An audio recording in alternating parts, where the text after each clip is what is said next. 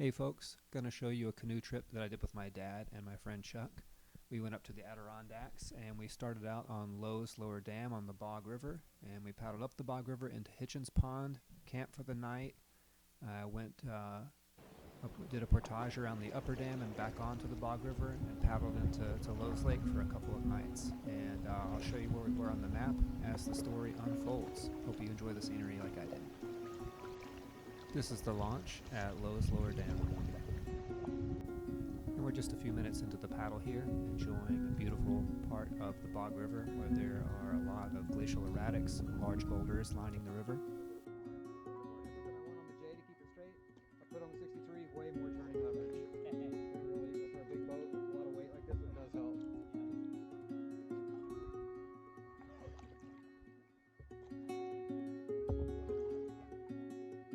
Here you can see Chuck paddling his Hemlock Canoe Works solo river tripper, and my dad and I are paddling a Mad River Explorer 17. I want to give a shout out to my dear friend Danny O, who helped me repair some severe cold cracks and replace all of the gunnels and thwarts and give it a new life that you're seeing here on this trip. This is our first night on Hitchens Pond. I believe we were at Site 6, just a short distance from the portage around the upper dam. And this is what it looked like in the morning with some fellow canoeists passing by. On the morning of the second day, we started out with our portage around the upper dam, and this is us launching. And pretty soon, as we got onto the upper part of the Bog River here, we encountered the floating bog, which is what you see here in this photo. And fortunately for us, it was just enough water for us to paddle through. On the way back, I did get out of the canoe to help drag it a little bit and walked on the bog, and don't recommend that. I didn't have any accidents, but I felt like I could have stepped through and into deep water at any moment.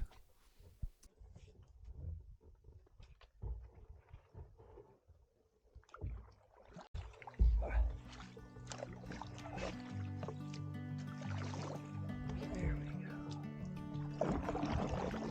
Water.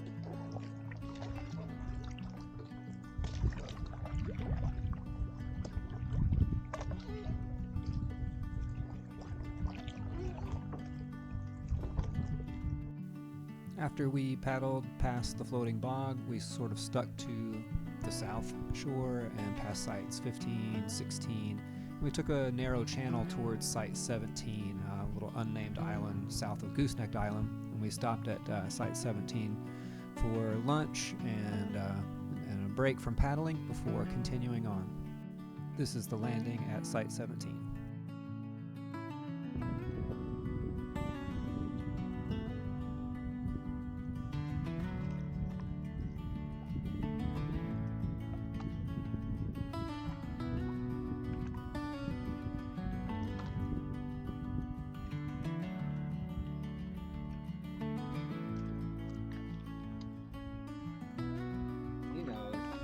We had to abort crossing Middle Saranac due to a wind. Oh, right,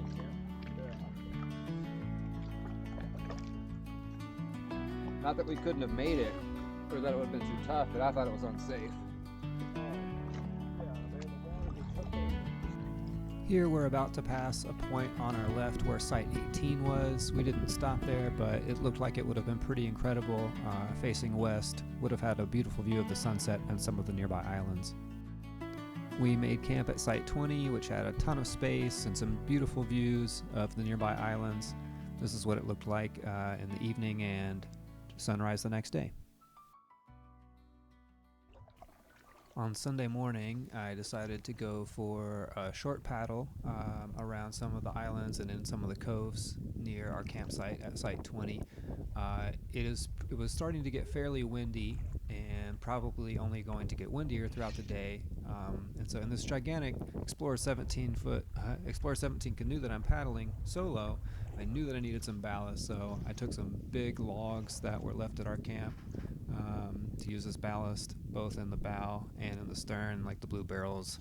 Actually a bunch of food that's heavy, and without that I could not control this canoe in the wind, but with that ballast it's very doable.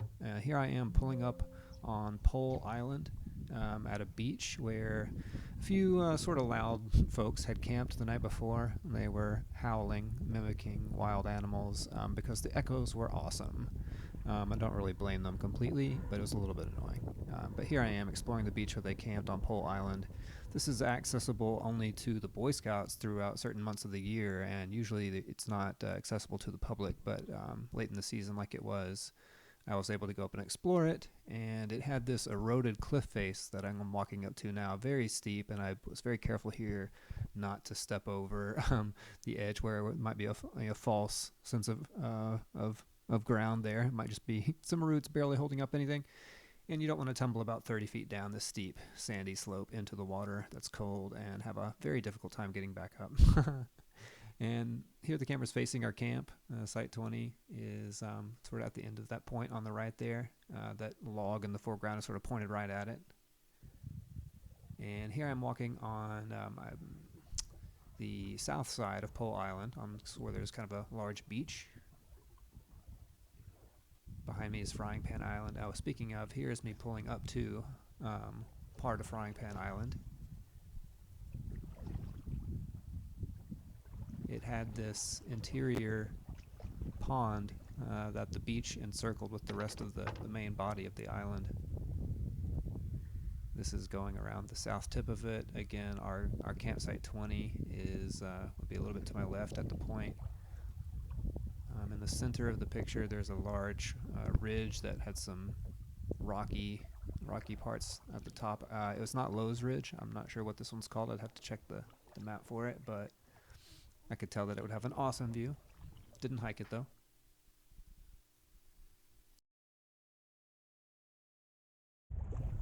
After paddling around Frying Pan Island, I returned to our site, and this is me pulling up on the beach in very high winds, and I could just let it push the boat sideways.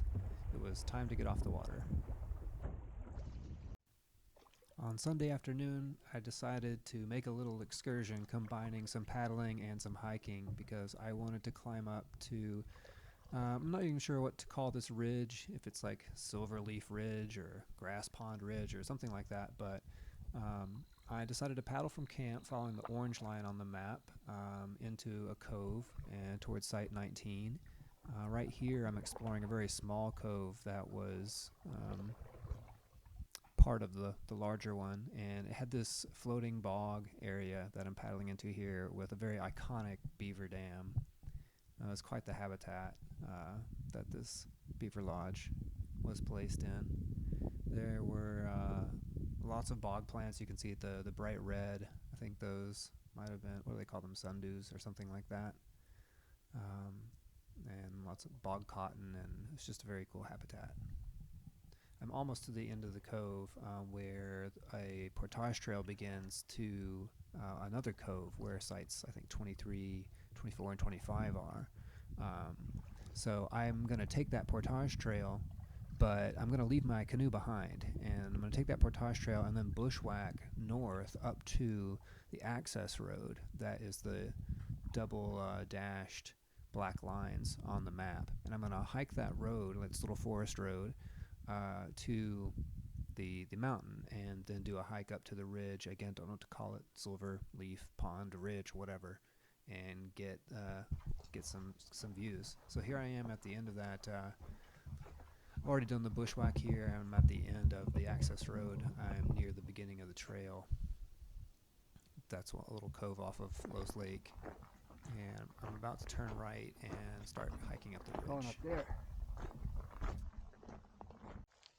Was well past peak fall foliage, but still gorgeous. Still lots of trees and lots of color, and crisp, cool air. It was a very tough, steep hike, but well marked. It was marked with ribbons everywhere.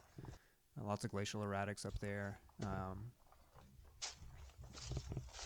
had to go on all fours in a few places. It was quite steep.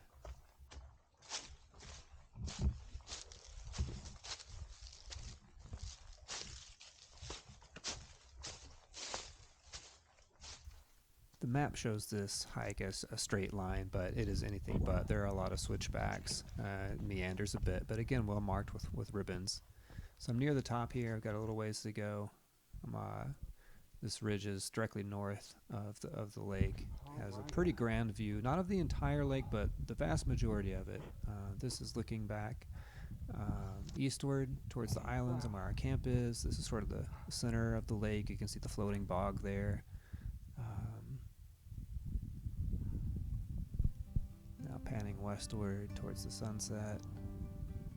Just so happens that last weekend prior to this trip, I was just a few short miles over those hills where the sunset is, paddling the Oswegatchie River with my buddy Jim, and we had an amazing time, made it to High Falls, and then I got to follow that up with this trip with my dad and my friend Chuck, and what a way to end the season.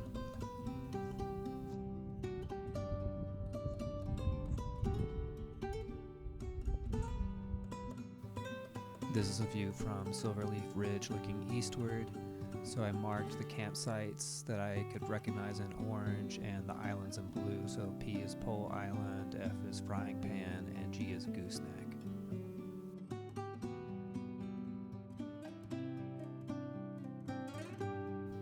Looking southward from the ridge here.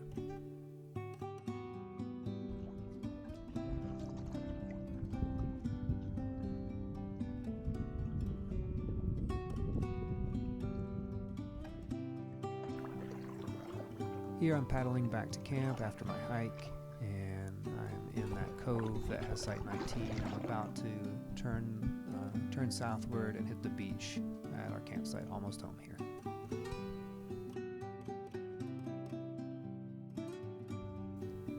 On the paddle out, the weather became a little bit more dreary. We got some light rain and a constant light wind, a little bit of chop on the water, nothing serious.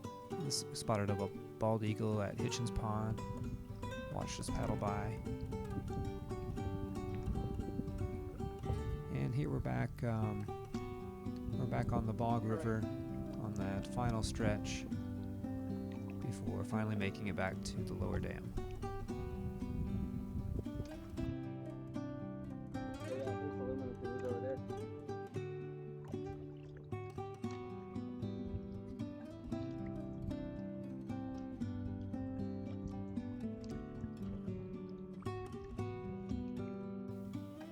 Here's a view of the Bog River as it flows after the lower dam.